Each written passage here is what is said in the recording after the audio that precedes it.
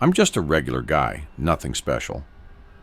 I work as an accountant at a small company, living a pretty normal life. There's no excitement, no drama, just the usual.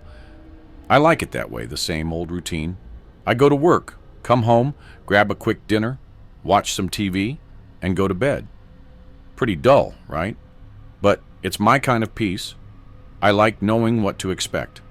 Every evening, I go to the same cafe after work. It's a cozy spot, not too crowded, and the coffee is decent enough. I sit at the same table by the window, order the same black coffee with no sugar, and scroll through my phone or read a book. It's my routine, and I love it. I've been doing this for years. I'm a creature of habit. But one evening, things started to change, and it all started with a man I'd never seen before. I was sitting there minding my own business when I noticed him. He was sitting across from me, at a table not too far away. He was a middle-aged guy, maybe in his 40s, with a scruffy beard and a thick brown jacket that looked like it had seen better days. He wasn't particularly tall or anything, but there was something unsettling about him. At first I thought I was just imagining it, but then I realized he was staring at me. Not just glancing in my direction, no, he was staring. His eyes were locked onto me, and he didn't look away. It wasn't like the usual casual glance you might get from someone passing by. It felt intense, almost like he was studying me, or like he knew me somehow. I tried to shake it off. Maybe he was just zoning out, I thought. People stare sometimes without realizing it. I kept drinking my coffee, pretending not to notice. But when I glanced up again, sure enough, there he was, still staring at me. It was starting to make me uncomfortable. I looked away, trying to focus on my phone, but I couldn't stop feeling his gaze on me. After a few more minutes, I looked up again, and this time, our eyes met. He didn't even flinch. He just stared back at me, his expression unreadable. I felt a knot form in my stomach. This was getting weird, but what was I supposed to do? I couldn't just get up and leave. He hadn't done anything wrong, right? It was just a stare. The whole situation felt off. The man wasn't doing anything overtly threatening, but his unblinking gaze was starting to freak me out. I tried to distract myself by scrolling through my phone again, but it didn't work. I could feel his eyes boring into me from across the room. Eventually, I couldn't take it anymore. I finished my coffee quickly, paid for it, and bolted out of there. I was glad to be out in the cool evening air, where I could breathe easy again. The cafe was just a few blocks away from my apartment, so I figured it was safe to walk back home. Besides, it was just a weird encounter, right? I'd probably never see him again. But as I walked down the street, I heard footsteps behind me. At first, I thought it was nothing. Maybe someone else was walking at the same pace, but then I realized the footsteps were too close. They were matching my pace, just a little too close for comfort. I glanced over my shoulder, and there he was, the man from the cafe, walking a few steps behind me. He wasn't rushing, but he wasn't far behind either. It was like he was just following me. My heart started racing. I tried to brush it off. Maybe he was just going in the same direction, right? But as I turned a corner, he did too. As I picked up my pace, so did he. It was like he was deliberately walking behind me. I felt a cold sweat form on the back of my neck. My legs felt like they were moving slower and slower, as I realized that this wasn't a coincidence. He was following me, no doubt about it. I didn't know what to do. Should I go to the police again? But what could I even tell them? That a guy had been watching me? That he'd left me a note? Would they even take it seriously? I was on edge the whole night, not knowing if he was outside watching me, waiting for me to slip up. I barely slept, just lying there in my bed, my eyes glued to the window. But when morning came, I tried to shake it off. Maybe it was nothing. Maybe he had lost interest. The next day, I went to the police station. This time, I was determined to make them listen. I told them everything. The man at the cafe, the footsteps behind me, the notes, and the strange way he kept showing up. They seemed to take me seriously this time, and they promised they'd look into it. But when I returned home that evening, the fear returned. The same feeling of being watched, the same tension, the same unease. I spent the whole night with the blinds shut tight, trying to block out the world. I heard noises, footsteps in the hall, strange sounds outside, but I couldn't bring myself to look. I was too scared to move. I don't know when I finally fell asleep, but when I woke up, everything was quiet. Too quiet. That's when I saw it. Another note. But this time, it wasn't under my door. It was stuck to the outside of my window, pressed up against the glass. "Why won't you talk to me?" I froze, staring at it. I didn't know what to think anymore. Was he going to keep doing this? Keep following me? Watching me? I felt trapped, isolated, and completely out of control. I don't know what happened to the man after that. He disappeared as suddenly as he had come. The police never found him. No one ever found him. And eventually I tried to put it out of my mind. But I still wondered. Who was he? And why did he pick me? Some nights when I can't sleep, I hear things outside. A creak in the hall. A faint tap on the window. I don't know if it's him, or if it's just my mind playing tricks on me. But I'll never forget that feeling of being watched. It stays with me. And sometimes I wonder if he's still out there, waiting.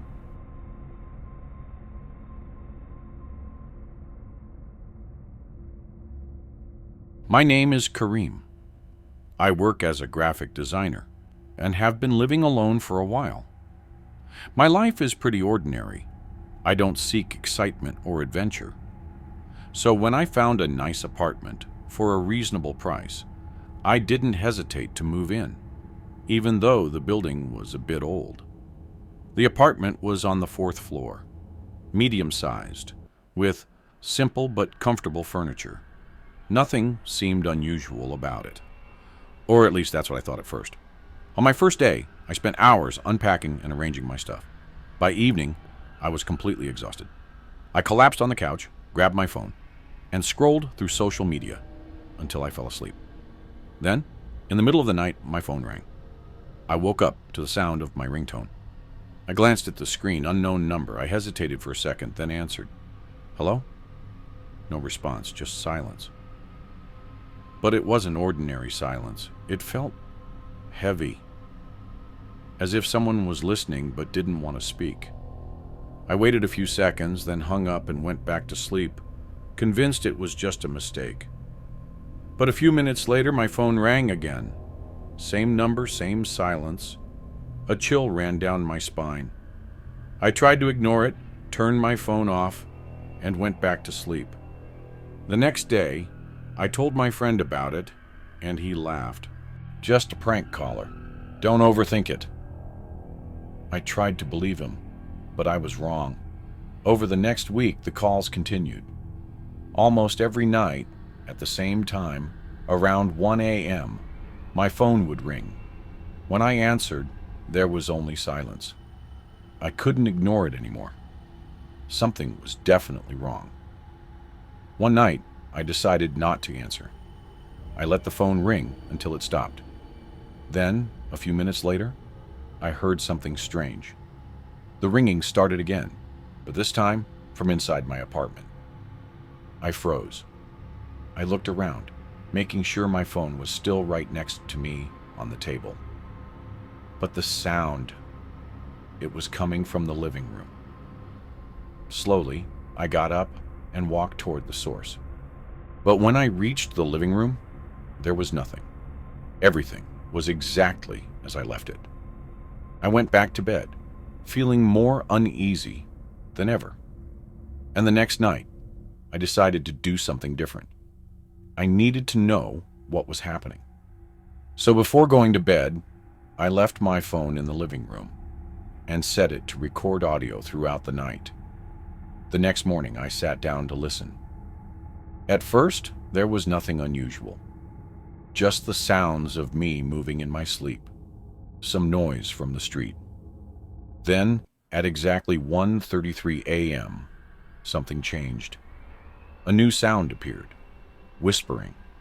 It was faint, almost impossible to hear. I replayed the audio over and over, straining to make sense of it.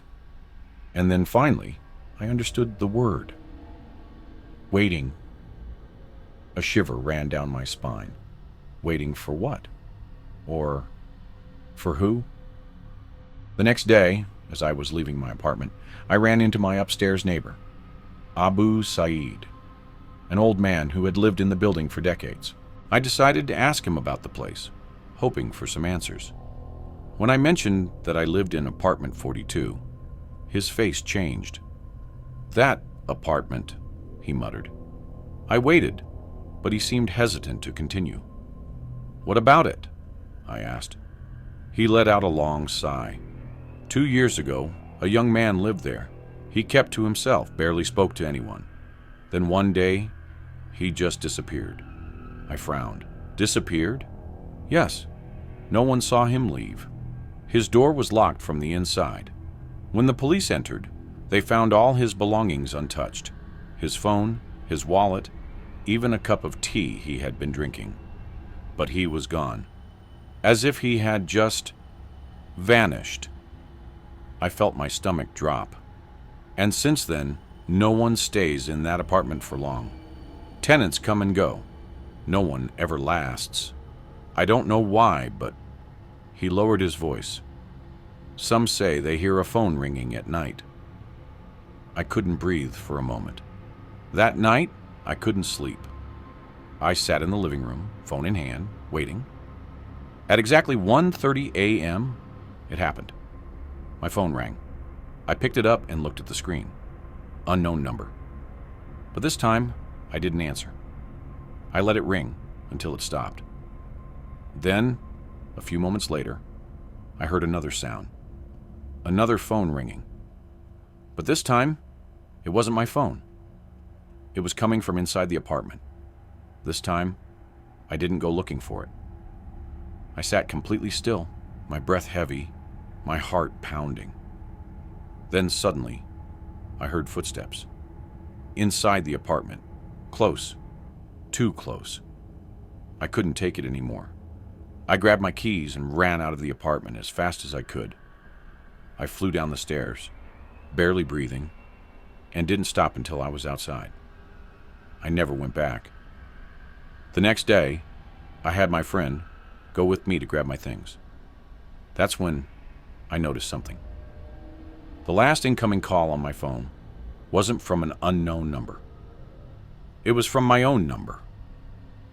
As if I had been calling myself from somewhere else.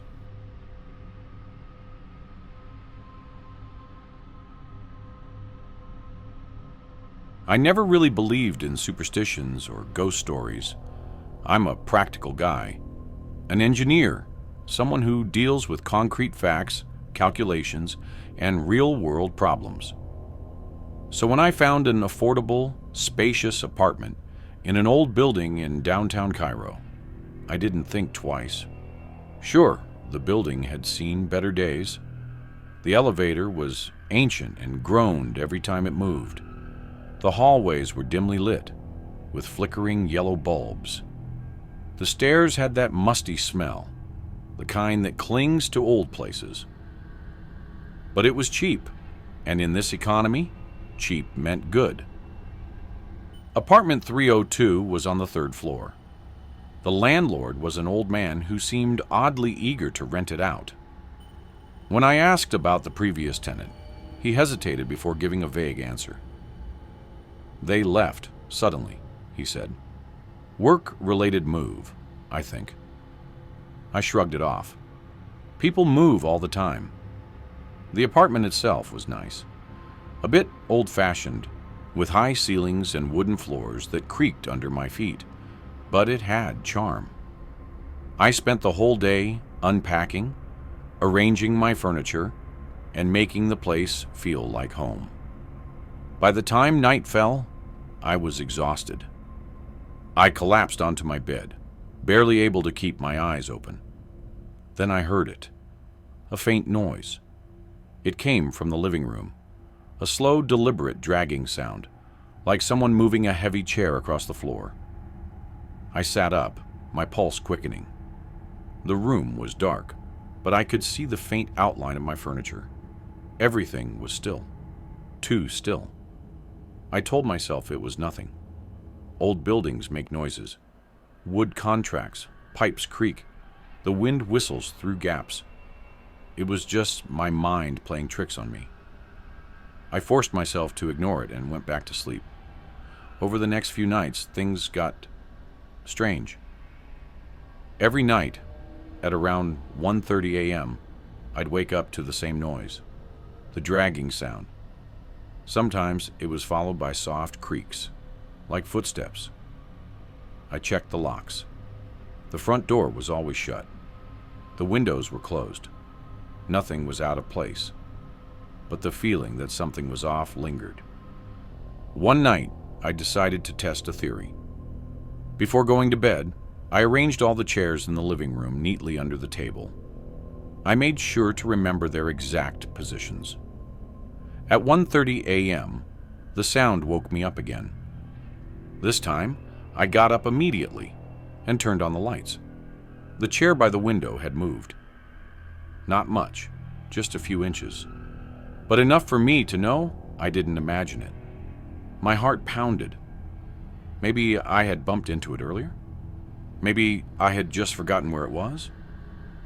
I put it back in place and went to bed. The next morning, it had moved again. This time, it was turned slightly, facing the hallway. I didn't sleep well that night. One evening, while throwing out the trash, I ran into my neighbor from the 4th floor, an old man named Abu Khaled. He had lived in the building for decades. "You just moved into 302, right?" he asked, eyeing me curiously. "Yeah, a few weeks ago." His expression darkened. "Has it started yet?" I frowned. "Has what started?" He sighed, rubbing his wrinkled face. "You should find another place, son. That apartment. No one stays there for long." I let out a small, nervous laugh. "Come on, don't tell me it's haunted." He didn't laugh. Instead, he looked straight into my eyes and said, "Not haunted. Worse." I felt a cold chill creep down my spine. Before I could press him for details, he shook his head. "Just be careful." Then he turned and walked away, leaving me standing there with a sinking feeling in my stomach. I couldn't stop thinking about what he said. That night, I decided to set up my phone to record audio while I slept. I placed it on the coffee table in the living room, hit record, and went to bed. In the morning, I checked the recording. For the first couple of hours, there was nothing but silence. Then, at exactly 1:32 a.m., the noises started. First, the dragging sound, then faint, shuffling footsteps, and then a whisper. It was so low I had to turn the volume up. It was a voice, a hoarse, raspy whisper. It was saying something. I played it over and over, straining to make out the words. Finally, I caught it. "Leave." I froze. That was it. Just one word. Leave. I turned off the recording and sat in silence, my mind racing. I wanted to leave. Every fiber of my being told me to pack up and run. But a stubborn part of me refused to be scared away. I needed answers. The next night, I stayed up. At exactly 1:30 a.m., the noises started again. I sat on my bed, gripping my phone like a lifeline, waiting. Then the air changed. It's hard to explain, but the room suddenly felt heavier, like the air itself was pressing down on me. And then, a thud. A single loud knock on my bedroom door. I stopped breathing. The door was closed. I knew it was closed. Then, another knock. Slow, deliberate. I stared at the door, my heart hammering against my ribs. Then the doorknob twisted. I jumped out of bed and grabbed the nearest object, a lamp. I held it up like a weapon, ready to swing. The knob twisted again. I forced myself to move. I ran to the door, threw it open. Nothing. The hallway was empty, but the living room chair? It was facing my bedroom door. The next morning, I confronted the landlord. "There's something wrong with that apartment," I said. He sighed. He didn't even look surprised. 302 has a history, he admitted. I didn't say anything. I just waited. He rubbed his face tiredly. 10 years ago, a man lived there. Lived alone, like you. But he wasn't well. People said he was paranoid, always talking about someone watching him. He started sleeping in the living room because he was scared of his bedroom. I felt a lump in my throat.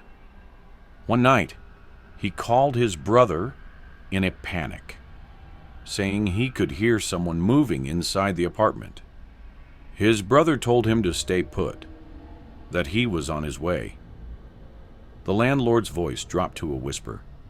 When his brother arrived, he found the apartment empty, door locked from the inside. No sign of the man. It was like he vanished. I swallowed hard. "What happened to him?" I asked. The landlord shook his head. "No one knows." He paused before adding, "But every tenant after him, they never last." That night, I made my decision. I packed. At exactly 1:30 a.m., I stood by the front door, suitcase in hand. The apartment was silent, too silent. I took a deep breath, reached for the doorknob. A whisper, right behind me, right at my ear. "Stay." I bolted. I didn't look back. I didn't stop until I was outside, gasping for air. And I never went back to apartment 302. Whatever was in there, it wasn't meant to be lived in. And I wasn't about to find out why.